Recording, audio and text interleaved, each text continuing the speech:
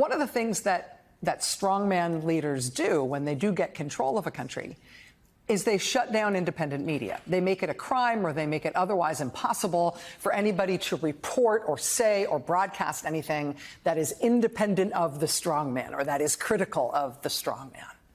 And that, of course, is not how the American system of government works. With our robust First Amendment and freedom of the press protections, that's not at all how we are set up as a government and as a country.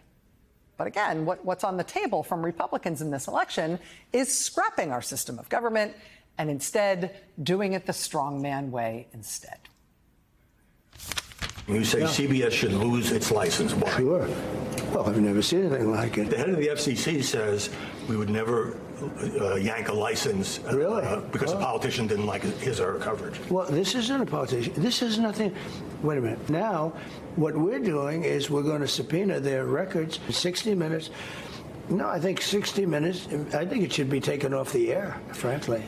This comes in the wake of that same candidate, Donald Trump, saying that ABC News should also have its broadcast license revoked.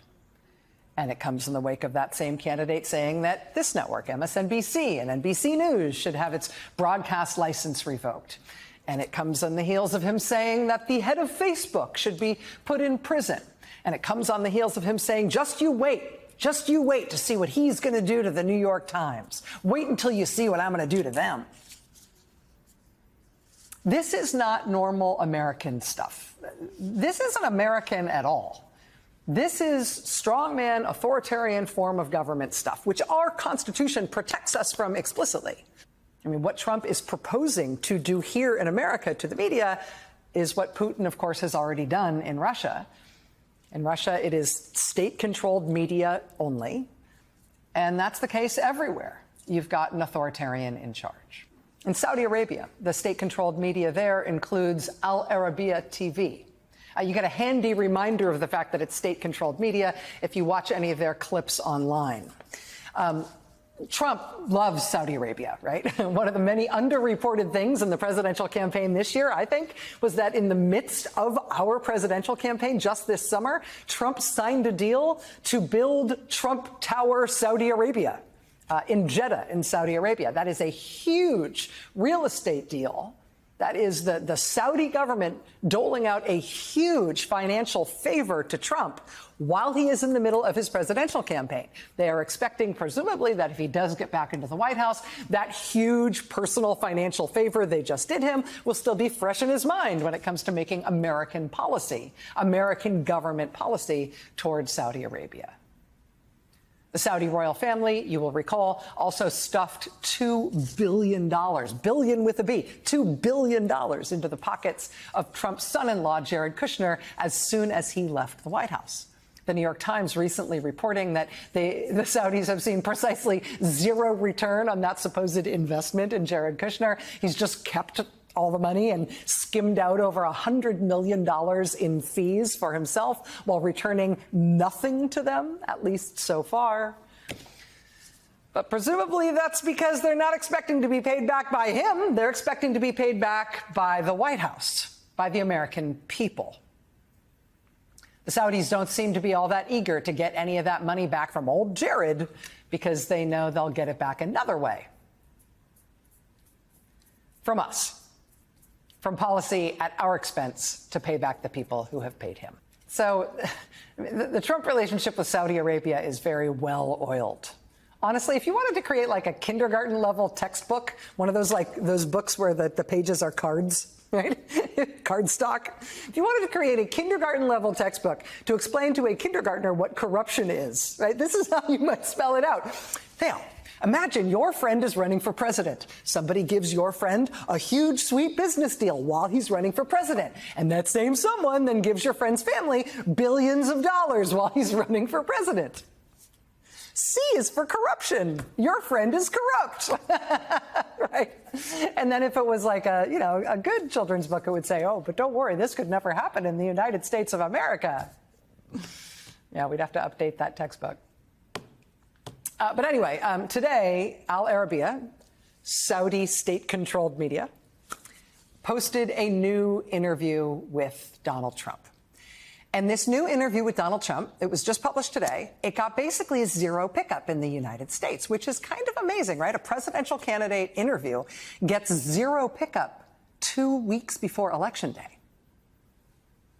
But I think the reason this interview didn't get any pickup might be because of the headline that Saudi state-controlled Al Arabiya slapped on the video when they posted it. Look at the headline they put on this. Quote, Trump says Middle East peace possible if elected. Oh, yes, that's what we're all expecting, right? Elect Donald Trump. What's going to happen? Well, for starters, you'll get peace in the Middle East. It's evaded the geniuses of many generations, but that six-dimensional chess player will be able to sort it out. Yeah. Peace in Trump will bring about peace in the Middle East if he's elected. You will be surprised to learn that that was not the actual newsworthy takeaway from that interview with Saudi state-controlled media. What is the actual newsworthy takeaway from that interview is that in that interview, Trump just flat out said that there aren't hostages being held by Hamas. He says they're all dead. Imagine if you're the family member of one of these hostages who's been held for a year now by Hamas, and a presidential candidate in the United States comes out and says, yeah, well, they're pretty much all dead. Most of them are dead. Ah, well. But that is what he said today. That is what he said. Now, still you have hostages, but many of them have been killed, and I'm sure many of them are dead. I think even early on, I think a lot of those hostages were dead. I think they were dead. Imagine the cruelty of that, right? If you're the family of a hostage in Gaza, you've been working for a year now, desperately to get your loved one out of there. Imagine you're the family of an American hostage held in Gaza, and you are counting, among other things, on the American government to do all it can to get your brother or your mother or your daughter out alive as a hostage. And here's a man running to be president of the United States saying, yeah, I'm sure, I'm sure they're all dead. I'm sure they're all dead. Trump also said in his Al Arabiya Saudi state-controlled media interview today that he would have done a deal with Hamas. That if Hamas wanted to do something like October 7th, Trump would have stepped in and done a deal with them. Right, so if you liked it when Trump invited the Taliban to come to Camp David, well, now here he is 2 weeks before the presidential election saying if he were president again, he'd make deals with Hamas. And that's how he would have solved the October 7th problem. I would have made a deal with them, and they wouldn't have done October 7th. You know, Michael Dukakis's presidential campaign cratered because he put on a helmet that made his head look like a little bean, made his face look short. Donald Trump pretended to work at a McDonald's this weekend while wearing this lovely ensemble. And then the next day, he said, all the hostages are dead, and I want to do a deal with Hamas. But our election's 50-50. This is our election this year. Democratic candidate Vice President Kamala Harris campaigned today in Pennsylvania and in Michigan and in Wisconsin with Republican Congresswoman Liz Cheney, who was among the highest profile cross-party endorsers and supporters of Kamala Harris. Vice President Harris was also just endorsed by Republican Susan Ford Bales. Middle name is important there. She is the daughter of former Republican President Gerald Ford and a lifelong Republican.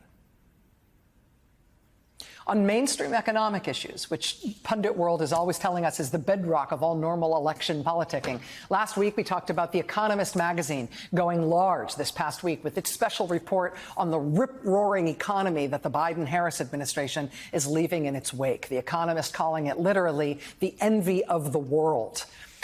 The U.S. economy, after this 4 years of Biden and Harris, outpacing every other major industrialized economy in the world, blowing all economic expectations out of the water on growth, on the job market, on taming inflation, on wages, on manufacturing jobs, on household wealth for average American households.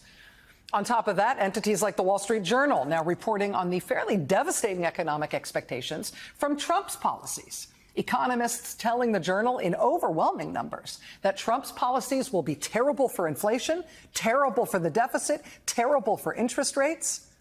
Today, you can add Social Security to that list. A new report from a nonpartisan fiscal watchdog group setting off the alarm that what Trump is proposing economically will destroy Social Security within 6 years. Will end Social Security within 6 years. By the end of the decade. So the Harris-Walz campaign, is doing normal things with a little more pizzazz than I'd say is usual, but normal campaigning. Touring swing states with Republicans who are telling moderates and independents and even Republicans that they should cross over and vote not for the Republican, but for the Democratic candidate this year. They've been doing campaign events with A-list celebrities like Lizzo and Usher and Stevie Wonder. And they're doing interviews with every media outlet you have ever heard of in your life. Kamala Harris's running mate, Tim Walz, sat down with the ladies of The View today. He's doing The Daily Show on Comedy Central tonight. What's Trump doing? He's telling rally audiences about the penis size of a famous golfer, announcing how he's going to shut down American news organizations. He's canceling almost all of his interviews with American news organizations. And instead is talking to Saudi Arabian state-controlled media, to whom he has just announced that he wants to do a deal with Hamas, while also telling American families waiting for the return of their loved ones who are being held hostage, that, yeah, as far as he's concerned, all those hostages are probably dead. Don't bother. This is not a normal election between two normal candidates. If you want to know how this one is going to end, this is the time for you to make a difference as to how it is going to end. This is it, now or never. And one of the people Trump keeps calling out as his enemy happens to be my first guest tonight, Congressman Adam Schiff. Well, I always say, so we have two enemies. We have the outside enemy, and then we have the enemy from within. And the enemy from within, in my opinion, is more dangerous than China, Russia, and all these countries. But the thing that's tougher to handle are these lunatics that we have inside, like Adam Schiff, Shifty Schiff. Think of this guy's going to be a senator. It is the enemy from within, and they're very dangerous. They're Marxists and communists and fascists, and they're sick. I use a guy like Adam Schiff because they made up the Russia hoax. Adam Shifty Schiff, he's a crooked guy. He's a crooked politician, 100%. And he's going to be a senator now. Can you believe it? But again, he's a political opponent of yours, he's not an enemy. No, of course, he's an enemy. He's an enemy. We have a bigger problem from within, and they hate it. I noticed today they were saying, he said the enemy from within. Of course, it's Adam Schiff. These are bad people. These are sick people and bad people. Well, we do know that Congressman Schiff is definitely living rent-free in Trump's head, but that language is also alarming. And because it's so common these days from Trump, it's easy to get numb to it. And it's easy to convince yourself that it has nothing to do with you. It's easy to think his threats are only directed at his political opponents and public figures, people like Adam Schiff or Nancy Pelosi. But they're not. I mean, sure, Trump is calling those people out by name right now, so there's a significance to that. But when he talks about the enemy within, he's not just talking about a handful of his political opponents. He's really talking about a broad swath of people. He's talking about any woman who wants to have an abortion or the doctors who might provide it.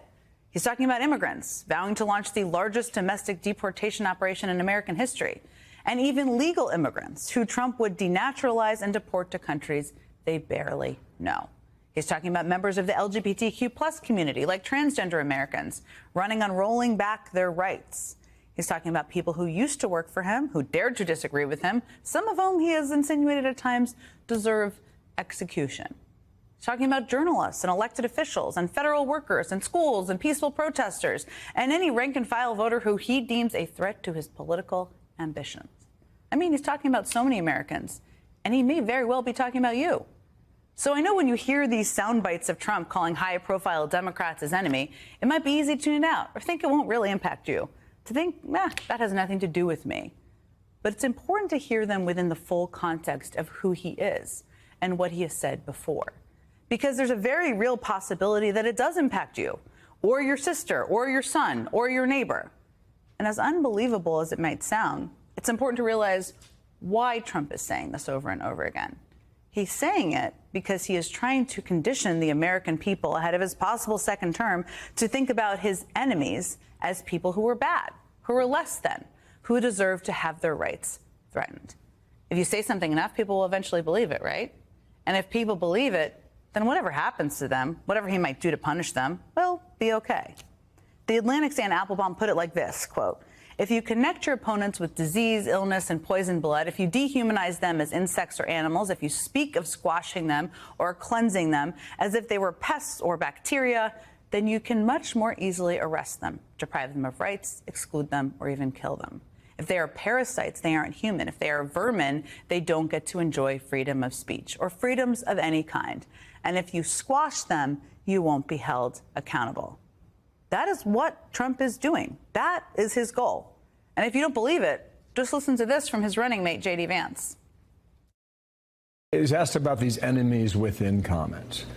And I've read all of it. I've listened to all of it. It's hard for me to know what he really means about it. But that's not my question. My question is, why is it necessary?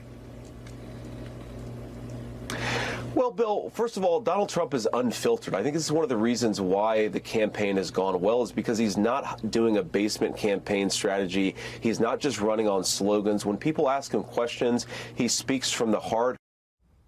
He's just speaking from the heart, just speaking from the heart over and over again. So I guess, once again, as we often say, let's take him at his word. Joining me now is Democratic Congressman Adam Schiff. He's now a candidate for U.S. Senate.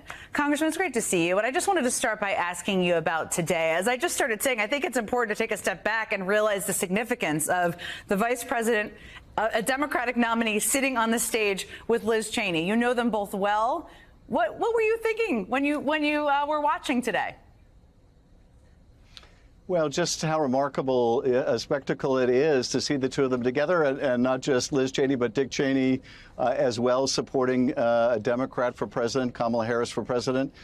But I'm not surprised that Liz Cheney is stepping up this way. She has demonstrated over the last several years that she has real spine, she has real character, that she's willing to live her principles, her oath of office. And what has been so tragic about the last several years is just how rare the Liz Cheneys and Adam Kinzingers turned out to be. I would have thought many more in the Republican Party would have stood up, spoken out. Many are starting to now, and I think Liz has really been leading the way. To that point, Congressman, it's such a good point because she has not avoided threats. She's not avoided criticism. She lost her political seat because of this. At the same time, while she is dealing with all of that, you've been called out by Trump so many times.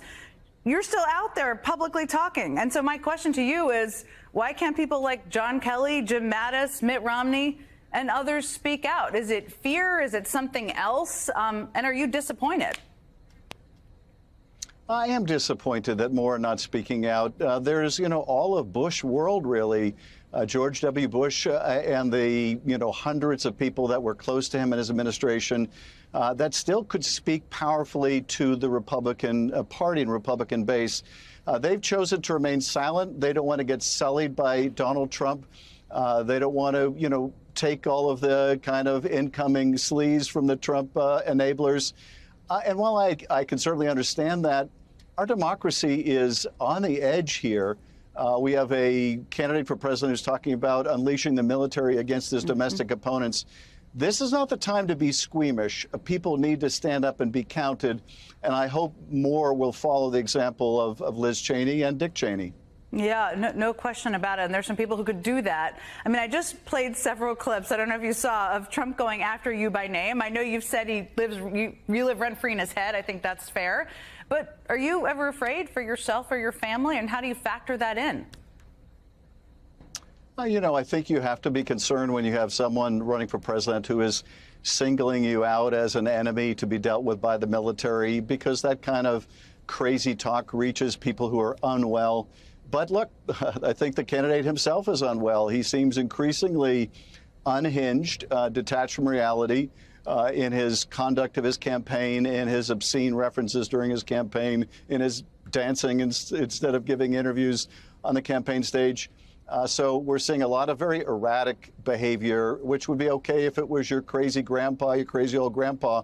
but this is a candidate for president. But more than that, to have an American candidate for president nominee talking using the language of a Kremlin dictator or a South American dictator or any other dictator is unheard of in American politics and poses a real threat to the health of our democracy. Yeah, and I wanted to ask you one of the specifics you already referenced. I mean, he's talked about using the military against the enemy from within, which in my view is quite a broad swath of people. He obviously wouldn't have that power to do unless he's elected. But I wonder what you think about that possibility. And, you could likely be a new member of the Senate. How are you and others preparing for that possibility?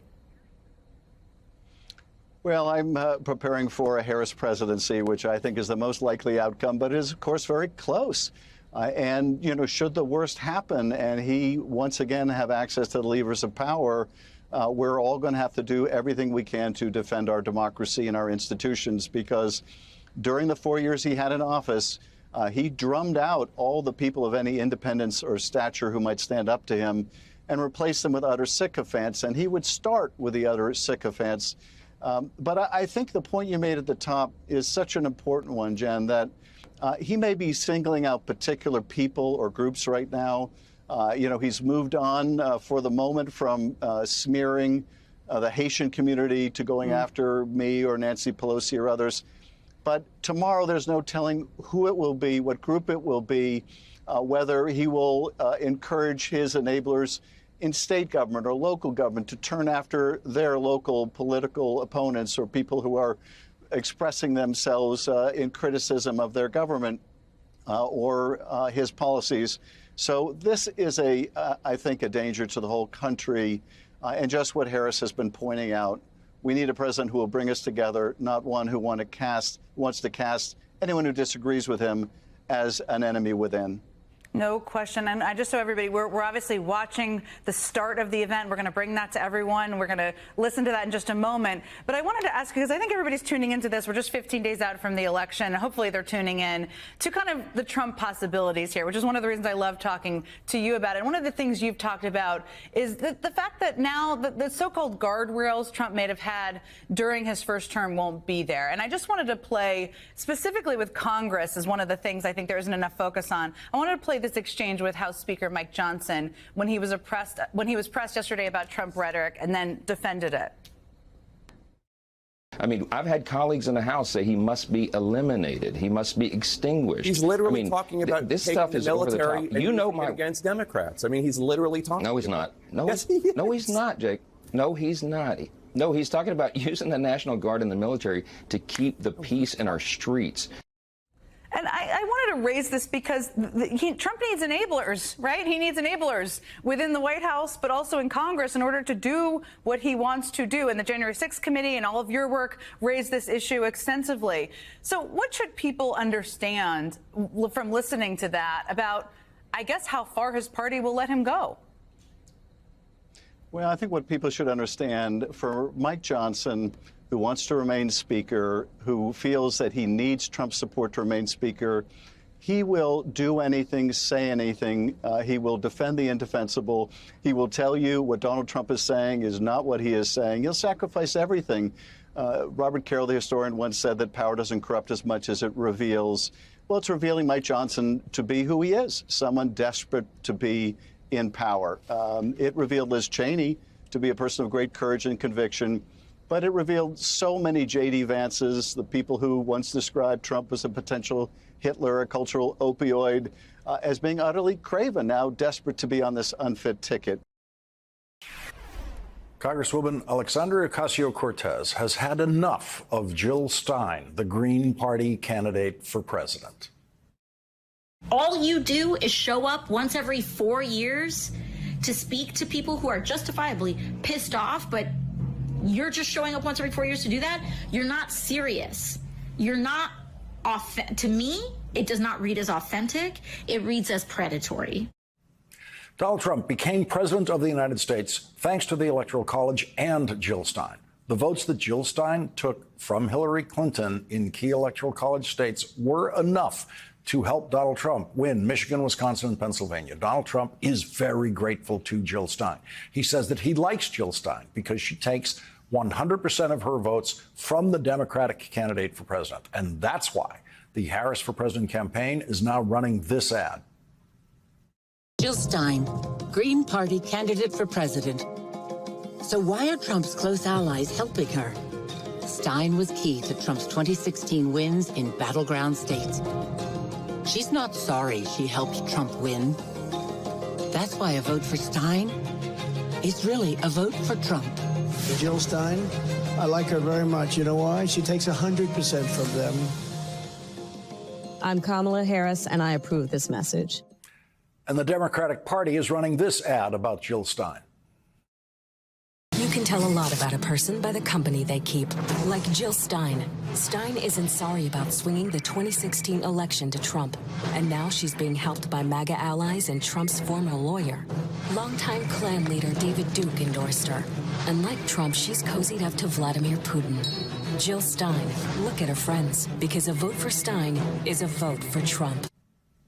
These are the very first ads that a Democratic presidential candidate and the Democratic Party have ever targeted at a third-party candidate. For Kamala Harris to win, Jill Stein has to be stopped. And the only people who can stop her now are voters. Her family has already tried. When she told us she was going to run again back in October 2023, we asked her not to, said one of her adult sons in an interview with the New York Times, asking not to be identified by name to avoid any personal or professional repercussions from associating with her. Jill Stein's children want no public association with their mother. What would it take for you to turn against your 74-year-old mother if she were running for office? That same son of Jill Stein told the New York Times, for her political activities, she does not have the support of the family. But Jill Stein does have the support of Donald Trump, who likes her and publicly supports her. Jill Stein does have the support of Vladimir Putin, and Jill Stein does have the support of some voters who consider Kamala Harris the lesser of two evils on the issue that they care about most, the treatment of Palestinians trying to survive in Gaza. None of those people have probably had the chance to read Bob Woodward's new book, which details how Joe Biden and Kamala Harris have been doing everything they possibly can every day to get a ceasefire and to get humanitarian supplies to people in Gaza over the objections of Prime Minister Benjamin Netanyahu, who at first refused to allow even an ounce of humanitarian aid into Gaza. Those were Netanyahu's words to Joe Biden, as quoted in Bob Woodward's book, not a drop, not an ounce. Joe Biden fought through that resistance and got humanitarian supplies shipped to Gaza. And despite trying every day, Joe Biden and Kamala Harris have not been able to get Israel and Hamas to agree to a ceasefire. If Donald Trump is president again, Bibi Netanyahu will decide exactly how much humanitarian assistance gets to Gaza, and Donald Trump won't care. If it's not a drop, not an ounce, Donald Trump will support that choice. Donald Trump will support anything that Bibi Netanyahu wants to do in Gaza or anywhere. Donald Trump is clearly the worst possible winner of this presidential election for anyone who cares about the safety and future of the Palestinian people. Donald Trump has never pressured the Israeli government to move toward establishing a Palestinian state. And so Kamala Harris is not the lesser of two evils on the issue of the future of the Palestinian people in a Palestinian state. Kamala Harris is good on that issue, but she is not perfect, not even close to perfect for Jill Stein voters. Jill Stein voters are allowing the perfect to be the enemy of the good. Jill Stein is perfect on the issue that they care about, and Jill Stein is never going to be elected to any office in the United States of America. Never. She will never matter. It's easy to be perfect on difficult issues when you're not trying to win more than 1% of the vote. Jill Stein's running mate, Butch Ware, says Kamala Harris is, in his words, quote, the black face of white supremacy. Jill Stein's running mate calls Barack Obama, quote, a house Negro. Those are the words of Jill Stein's running mate. Jill Stein's running mate says nothing about Donald Trump. Jill Stein says nothing about Donald Trump. They are not running against Donald Trump. They are running against Kamala Harris, and they are running for Donald Trump. The New York Times interviewed Bob McMurray, a campaign volunteer for Jill Stein in Michigan, who said that he voted for Hillary Clinton and Joe Biden in the last two elections, but this time he's voting for Jill Stein. Quote, even as he surmised that Donald Trump would be worse for Gaza. I've been voting my entire life for the lesser of two evils, he said. I'm tired of it. I understand that feeling, Bob. I've voted for third-party candidates many times before the 21st century, but I've never voted in a state where my presidential vote matters. Massachusetts, then New York, and now California. Bob, my vote isn't going to matter in this year's election because we already know who's going to win in California. Your vote in Michigan matters much more than any voter in California or New York or Massachusetts or 35 other states. Bob, you as a Michigan voter have been entrusted by the founding fathers as one of the American voters who actually gets to choose the winner of the Electoral College. And you're tired. And because you're tired, you're not going to vote for Kamala Harris. They asked a question during the debate about housing policy, and their big housing policy is mass deportations. Kamala Harris's answer is we're going to help you with your down payment, and we're going to take on the Wall Street actors who are outbidding everybody for a house. A vote for Jill Stein is a vote for Donald Trump. A vote for Jill Stein is a vote for mass deportations. If Donald Trump becomes president and Jill Stein voters are watching millions of people deported from this country, if they are watching their friends being deported from this country, their friends will know that Jill Stein voters are to blame for what Donald Trump is doing to them. They will know that it is happening thanks to Jill Stein.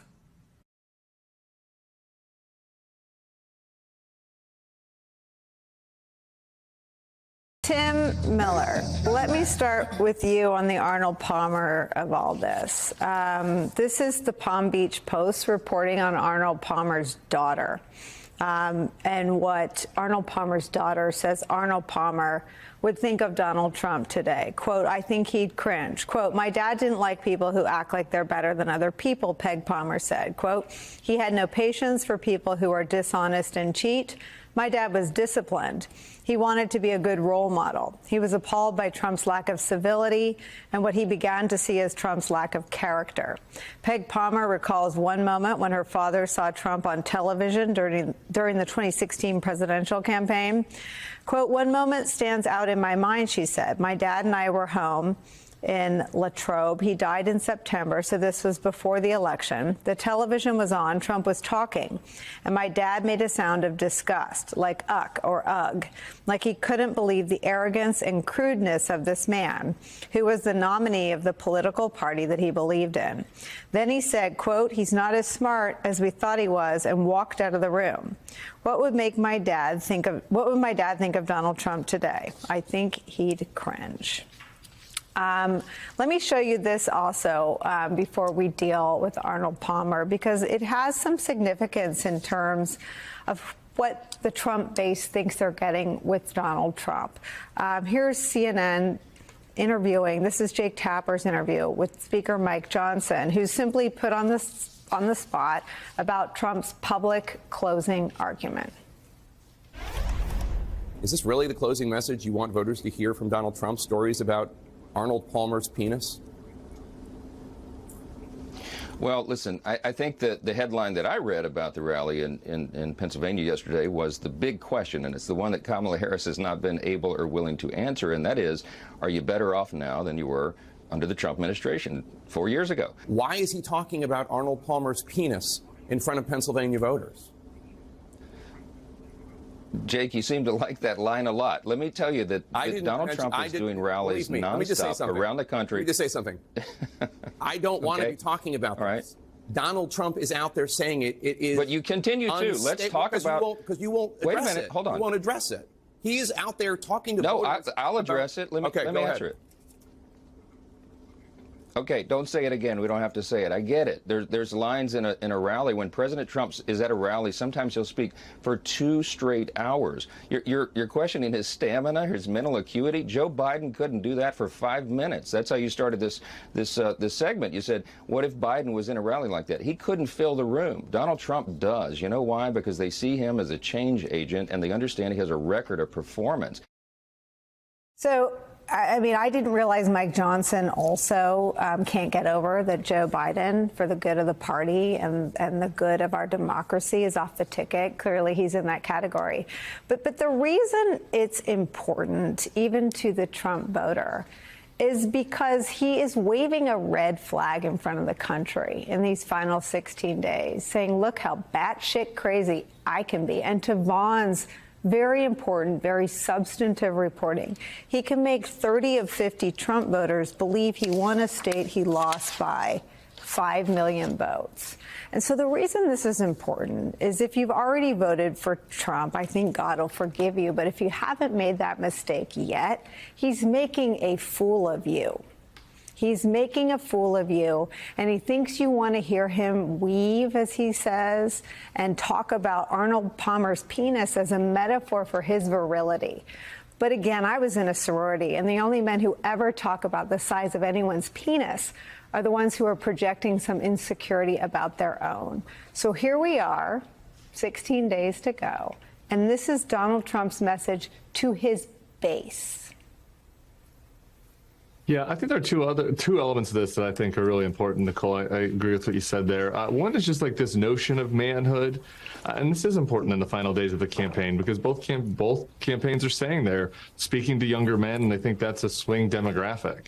And I think that was just very telling about what Donald Trump thinks about when he thinks of manhood and the contrast between him and Arnold Palmer as told by his daughter, right? That for Donald Trump, like being a real man is bragging about the size of his Arnold Palmer's 3-wood or whatever. Like that's it. Like that's what being a real man is to Donald Trump, right? He's probably overcompensating for something. But like there was a period of time when we were growing up where like the traits of manhood, of being a real man, are all these traits Donald Trump doesn't have, right? Like integrity, humility, loyalty, right? The strong silent type, if you will, right? That's not Donald Trump in any way. All those traits that Arnold Palmer and men of his generation had, none of them are like Trump. And Trump's selling this kind of vulgar knockoff version of manhood since he doesn't have any of those traits of genuine manhood. And so I do think that's a message that hopefully can get through to, some young men who are on the fence and are looking at Donald Trump and seeing him and being told that he is some symbol of manhood, which he isn't. The other thing, though, I would say that makes this very relevant, and Mike Johnson's discomfort there and his campaign's discomfort, is that regardless of what you think about Donald Trump's cognitive, as he called it, of his own mental health, like this guy has no guardrails on him, right? There's no consultant, there's no smart group of people around him that's like, we really think you should talk about Arnold Palmer and, this weekend, right? Like he's not on message, he's not controllable. So whether he's just an out-of-control crazy person or whether he's mentally declining, think about that 4 years from now. Project that out to an 82-year-old Donald Trump with no one around him able to control him, with the nuclear codes in the White House, surrounded by Mike Lindell and Rudy or whoever's still around then. That's a very scary prospect. I think if you look at the man we saw this weekend, it's scary enough, but projected out 4 years, and I think that should be alarming to anybody who's not yet voted that's thinking about what to do. Tim, I used to say that where we are is that the Republican Party will say everything's fine as long as Donald Trump hasn't taken out his pee-pee and played with it on TV. We're there. I mean, he's talking about Arnold Palmer's penis on TV at his rallies from a podium. Again, not an investigative piece, not a story about how uninhibited he is behind the scenes, but a story about what he's doing at a podium in a battleground state, in an election where, in his view, in his telling, his own freedom could be on the line. It's uncomfortable. It's disgusting. It is literally one of the two choices before voters in 16 days. Every day from now until the election, we're giving out $1 million prize and all you have to do is sign a petition in support of the Constitution. It's very straightforward. You don't even have to vote. You don't have to vote. You just have to sign a petition saying you believe in the Constitution. Tech billionaire and online troll Elon Musk, who just 2 years ago said that for his company, X, formerly known as Twitter, to deserve public trust, it must be politically neutral, is becoming a mainstay on the campaign trail, going all in to elect Donald Trump. It's not just his million-dollar giveaways, which are raising new legal questions, but the tens of millions of dollars he's funneling into political groups to boost Trump's White House bid. And he's not alone.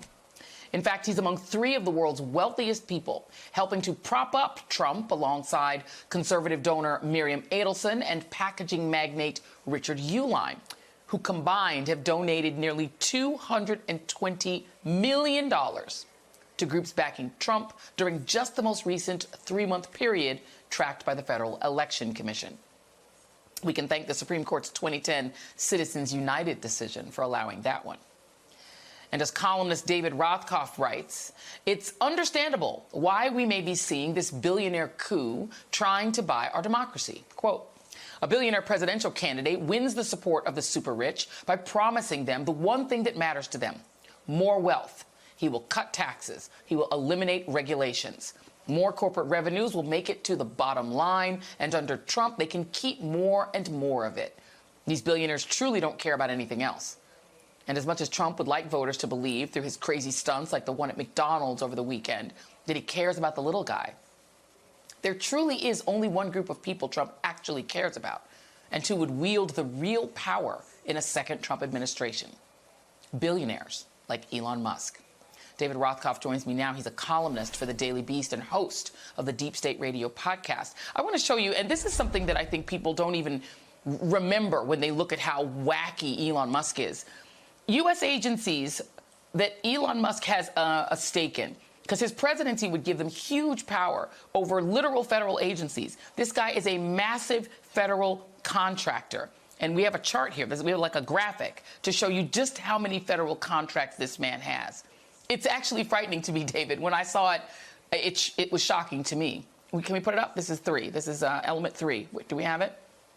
While we pull it, we're just going to talk to you, David. This guy has massive amounts of federal contracts, including defense contracts. Your thoughts? Well, he's got lots of conflicts of interest with what he is doing right now. But, you know, for Trump, they're not conflicts of interest. They're the reason you get into politics. Trump got into politics to make money. The people who support Trump are supporting Trump because he will help them make money. When he was president before, the only real legislative accomplishment he had was a tax cut that gave 3 times as much tax savings to the top 5% as it did to the bottom 60% added up.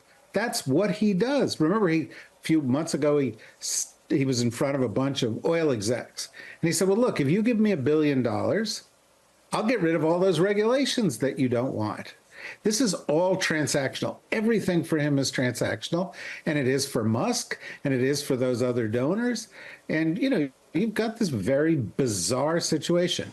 A billionaire running with a vice president who was picked by billionaires, who has only ever worked for one particular billionaire in his life, who's getting most of his money from billionaires, whose campaign is largely being run right now by Musk, a billionaire who's doing the worst possible things you can imagine, from perpetuating the big lie to doing commercials that tell people in Michigan who are Arab in background that Kamala Harris likes Jews, and tell people in Michigan who are Jewish in background that Kamala Harris likes Arabs. So it's billionaires doing their billionaire thing in the worst possible way to get a lot from us, to exploit us, to fleece us. This is this makes the robber barons of the 1890s and the early 20th century look, feeble and public spirited by contrast. Yeah. And I think people cannot miss this at all. J.D. Vance was literally picked by Peter Thiel, who is his only ever employer. He has 18 months as experience as a senator. He was Peter Thiel's employee. He's essentially Peter Thiel's house pet. They picked this guy because, I mean, this is the theory that I think a lot of people are realizing. They're like, oh, they know Donald Trump's brain is broken, but they can wield power through J.D. Vance, who's already their plaything. This would literally be government put in place by working class people, because that's his base, voted in by working class people that will only serve billionaires. Yeah, and, you know, look, you're watching Donald Trump. I'm watching Donald Trump. Every single day, he is declining more profusely. This is a weekend at Bernie's presidential candidacy. He is not going to be an effective president. Well, if he's not the president, or if he's not an effective president, you have to ask, who's going to be calling the shots? And the answer is these billionaires. And who are they acting in behalf of? The American people or other billionaires or just themselves? And we know that. Now, they also don't much like democracy. Musk has said a lot of racist things. Musk and Vance and a bunch of the others are real pro-Putin. So they're not just greedy, they're also evil. But other than that, perfectly normal politics. And they are, and also they're immigrants. What's so fascinating is that the way that they're levering themselves in is by attacking immigrants. They themselves are immigrants, so they couldn't be president. But how convenient would it be to have a broken-brained senior citizen as the titular president and your employee actually running the country while Donald Trump is off golfing or licking ice cream cones or whatever it is he'd be doing, or talking about, you know, dead men's nether regions. David Rothkopf, I'll take that one and not put that on you. David Rothkopf, thank you very much. Thank you. Appreciated.